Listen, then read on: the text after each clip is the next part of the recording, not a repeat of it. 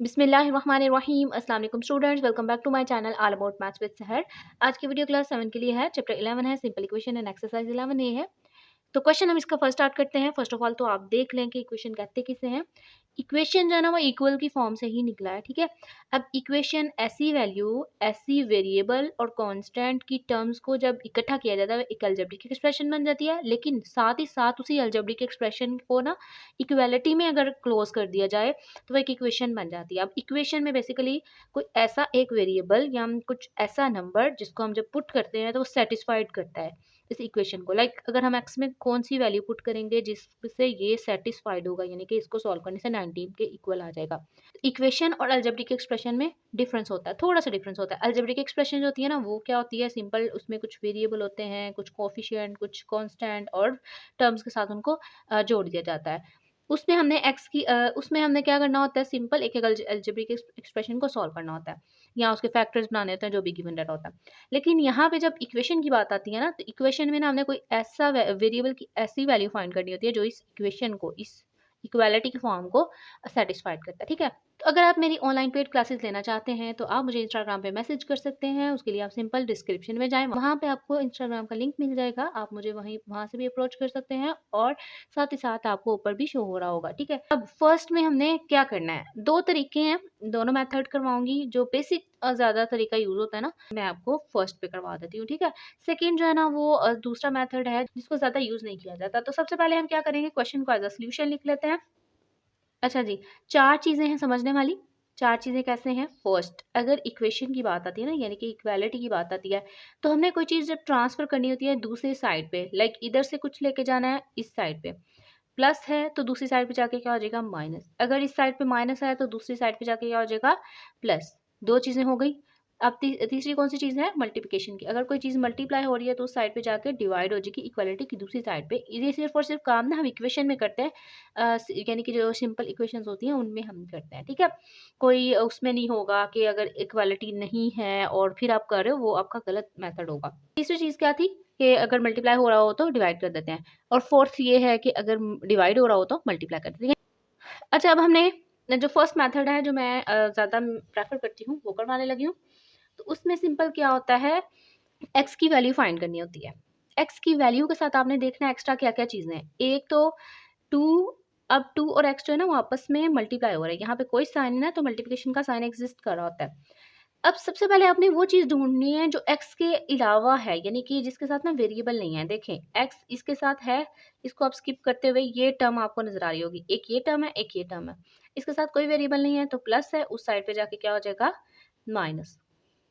सबसे पहले आपने इसको ट्रांसफर करना है जिसके साथ कोई वेरिएबल नहीं है, तो ये 5 जो है दूसरी साइड पे जाके क्या हो जाएगा, माइनस हो जाएगा। तो यहाँ पे मैं आपको एक लिखने की ट्रिक ये बताती हूँ कि जिसको आपने ट्रांसफर करना है उसको फर्स्ट ऑफ ऑल इग्नोर कर दो, बाकी सारी वैल्यूज लिख दो। 2x इक्वल 19, और अब इसको ट्रांसफर करो और साथ इसका साइन भी चेंज कर दो। ये मैं इसलिए कह रही हूँ क्योंकि कुछ बच्चे क्या करते हैं, वो 5 - 19 का ही साइन चेंज कर देते हैं, जो कि वही होता है और जिसको ट्रांसफ़र भी नहीं करना होता। तो ये चीज़ आपने याद रखनी है कि जिसको ट्रांसफ़र करना है पहले उसको थोड़ी देर के लिए इग्नोर कर देना है, और सारी वैल्यूज़ लिखने के बाद लास्ट में उसको ट्रांसफ़र कर देना, उसके साइन को चेंज करते हुए, ठीक है। तो अब हम यहाँ पे क्या करते हैं, 19 में से 5 को माइनस करते हैं तो 14 आ जाएगा। अब x के साथ 2 यहाँ मल्टीप्लाई हो रहा है, जैसे कि मैंने आपको पहले भी बताया मल्टीप्लाई हो रहा है, हमें x की वैल्यू चाहिए। तो 4 जो टाइप्स बताई थी, 4 जो ट्रिक्स बताई थी वो आपने याद रखनी है। उनमें से ये थर्ड वाली है, 2 अगर मल्टीप्लाई हो रहा है तो दूसरी साइड पे जाके क्या हो जाएगा, डिवाइड। तो जिसको ट्रांसफर करना है उसको मैंने थोड़ी देर के लिए इग्नोर किया, बाकी सारी देखें वैल्यूज लिखनी है। x इक्वल 14, इसको ट्रांसफर करना है तो 2 मल्टीप्लाई हो रहा है, इस साइड पे आके 14 के साथ डिवाइड हो जाएगा। अब हम इसको कट कर लेते हैं क्योंकि एक ही टेबल में ही आ रहे हैं दोनों। 2 1 2, 2 7 14, तो x की वैल्यू आ गई 7। और अगर आप ये जानना चाह रहे हैं कि आपका आंसर ठीक है, आप सिंपल क्या करो, ये फर्स्ट आपको इक्वेशन नजर आ रही है जो क्वेश्चन है, उसमें आप x की वैल्यू पुट करो।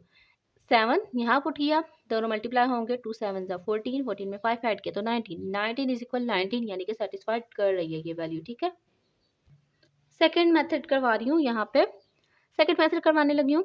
उसमें आपने सिंपल क्या करना है, +5 इक्वल 19। यहाँ पे तो ट्रांसफ़र किया था ना फर्स्ट में, यहाँ पे ट्रांसफ़र नहीं करना, यहाँ पे इसका ऑपोजिट लेते हुए यानी कि एडिटिव इन्वर्स लेते हुए उसको ख़त्म कर देना है।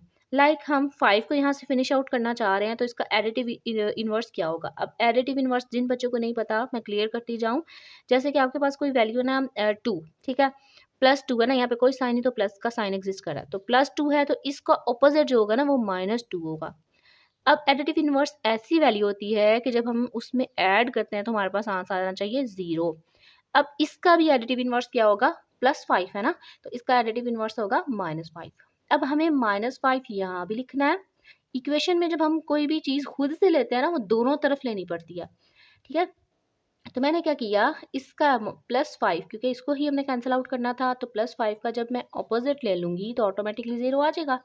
अब ये जो चीज़ मैंने न्यू ली है -5, ये मुझे इक्वालिटी की इस साइड पे भी करनी है, तो दूसरी साइड पे भी करनी है। अगर आप इस साइड पे नहीं करते तो आपका क्वेश्चन गलत हो जाएगा, ठीक है।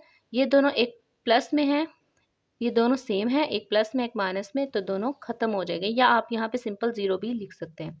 तो ये मैं इनकी जगह कुछ भी नहीं लिख रही। 19 में से 5 निकाला, इधर वाली वैल्यू को भी सॉल्व कर लेते हैं। 19 में से 5 निकाला 14। अब बात करते हैं 2x की। यहाँ पे तो हमने ट्रांसफ़र किया था ना, यहाँ पे ट्रांसफ़र नहीं करना, इसका हमने अब मल्टीप्लिकेटिव इन्वर्स लेना है। जो मैंने आपको पहले 4 चीज़ें बताई ना, वो भी ऑलमोस्ट वही चीज़ें हैं कि additive inverse and multiplicative inverse, ठीक है। तो मल्टीप्लिकेटिव इन्वर्स क्या होगा इसका? 2 का, जैसे कि हमारे पास 2 है तो इसका जो है वो क्या होगा? 1/2, यानी कि रेसिप्रोकल अगर मैं 2 का लेती हूँ तो वो चीज़ है इसकी मल्टीप्लिकेटिव इन्वर्स, ठीक है। तो हमें 2 को कैंसिल आउट करना है ना, 2 को ख़त्म करना है, तो उसके उसी के तरीके से करना है। आप ये नहीं कर सकते कि -2 करके और इसको ख़त्म कर दो, नो, इसके साथ वेरिएबल है और इसके साथ वेरिएबल नहीं, हम वेरिएबल ला ही नहीं सकते। तो इसलिए आपने इसको क्या कर देना है, दोनों साइड पे 1/2 से मल्टीप्लाई कर देना है। इसके मल्टीप्लिकेटिव इन्वर्स है ना, तो सिंपल यहाँ लिखेंगे हम 1/2, दोनों साइड पे करना है, तो दोनों साइड पे आपने देखना है कि वाकई हो ये, ऐसा ना हो कि आप जब फर्स्ट पे कर दो और सेकंड पे करो ही ना। तो मैंने सिंपल क्या किया, 2x मल्टीप्लाई बाय इसके मल्टीप्लिकेटिव इन्वर्स से इस साइड पे भी मल्टीप्लाई कर दिया, दूसरी साइड पे भी मल्टीप्लाई कर दिया, ताकि हमारे पास ये जो 2 और 2 है ये कैंसिल आउट हो जाए। तो मैंने 2 के साथ 2 को कैंसिल कर दिया, बाकी 1x बचा ना। तो वैसे भी हमें पता है कि अगर कोई भी वेरिएबल एग्जिस्ट कर रहा होता है तो उसके साथ ना कोफिशिएंट अगर कुछ भी नहीं ना तो 1 होता है। 2 1 2, 2 7 14 एंड 7 1 7। और अगर मैं इस 1 को इग्नोर कर दूं तो हमारे पास फिर से वही वैल्यू आ गई है ना। तो अब आपने कमेंट सेक्शन में मुझे ज़रूर बताना है कि आपको कौन सा मेथड ईजी लगता है। वैसे जो ज़्यादा यूज़ होता है ना वो यही फर्स्ट मेथड ही यूज़ होता है।